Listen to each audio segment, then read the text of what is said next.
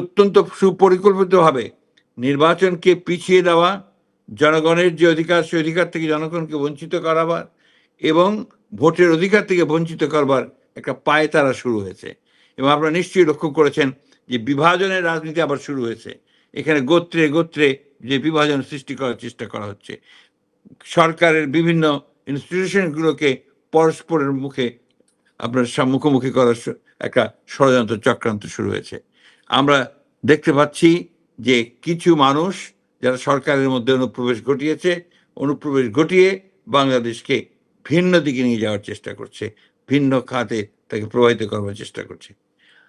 বাংলাদেশ জাতীয়তাবাদী দলের উপরে সবসময় গুরু দায়িত্ব এসে পড়ে। সেই দায়িত্বটি হচ্ছে গণতন্ত্রকে প্রতিষ্ঠা করবার দায়িত্ব। সেই দায়িত্ব হচ্ছে বাংলাদেশকে আবার নতুন করে গড়ে তুলবার দায়িত্ব। সেই দায়িত্ব হচ্ছে শহীদ প্রেসিডেন্ট জিয়াউর রহমান যে স্বপ্ন দেখেছিলেন, আমাদের দেশনেত্রী বেগম খালেদা জিয়া যে স্বপ্নকে বাস্তবায়িত কাজ করতে শুরু করেছিলেন। কালার এক্সপার্ট, জর্জ স্যাপ এবং মাইল্ড অন হ্যান্ডস টেকনোলজি সমৃদ্ধ অরিক্স ক্রিস্টাল ওয়াশ আপনার লন্ড্রি এক্সপার্ট।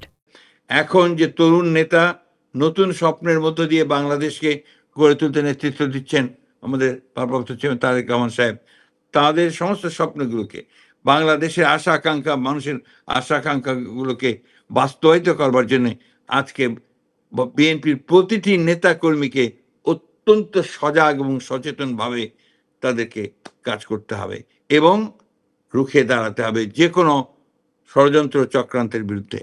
আমি তাই অনুরোধ করব আমাদের সকল নেতা কর্মীদেরকে, বাংলাদেশের জাতীয়তাবাদী দলের যারা আছেন, যেখানে আছেন, যে অত্যন্ত সচেতনভাবে আমরা যেন এই বিষয়গুলো মনে রাখি এবং একই সঙ্গে বাংলাদেশের স্বাধীনতা যেন কেউ কখনো কেড়ে নিতে না পারে, বাংলাদেশের সার্বভৌমত্ব যেন কেউ বিনষ্ট করতে না পারে, বাংলাদেশের গণতন্ত্রকে আর কেউ যেন কখনো ফ্যাসিবাদ স্বৈরাচার দিয়ে দাবিয়ে রাখতে না পারে, সেইভাবেই বাংলাদেশের প্রতিটি কর্মীকে, জাতীয়তাবাদী দলের প্রতিটি কর্মীকে আজকে সেই ভূমিকা পালন করতে হবে।